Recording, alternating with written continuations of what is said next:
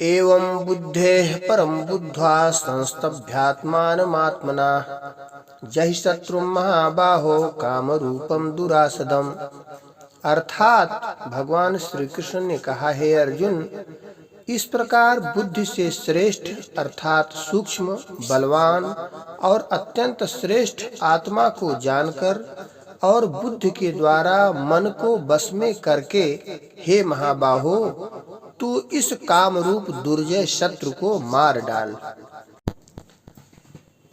जहि शत्रुम महाबाहो काम रूपम दुरासदम।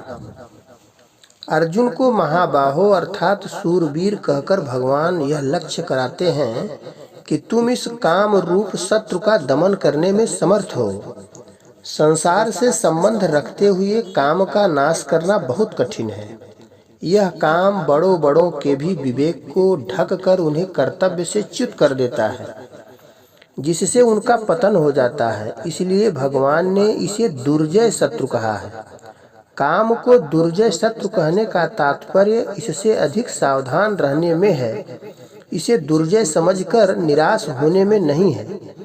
प्रत्येक कामना की उत्पत्ति, पूर्ति, अपूर्ति और निवृत्ति होती है। इसलिए मात्र कामनाएं उत्पन्न और नष्ट होने वाली है, परंतु स्वयं निरंतर रहता है और कामनाओं के उत्पन्न तथा नष्ट होने को जानता है। अतः कामनाओं से वह सुगमता पूर्वक संबंध विच्छेद कर सकता है, क्योंकि वास्तव में संबंध है ही नहीं।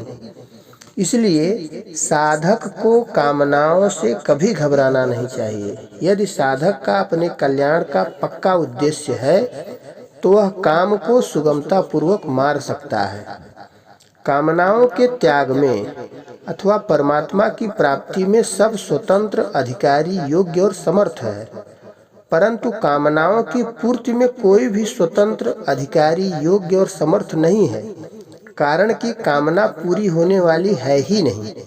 परमात्मा ने मानव शरीर अपनी प्राप्ति के लिए ही दिया है, अतः कामना का त्याग करना कठिन नहीं है। सांसारिक भोग पदार्थों को महत्व देने के कारण ही कामना का त्याग कठिन मालूम देता है।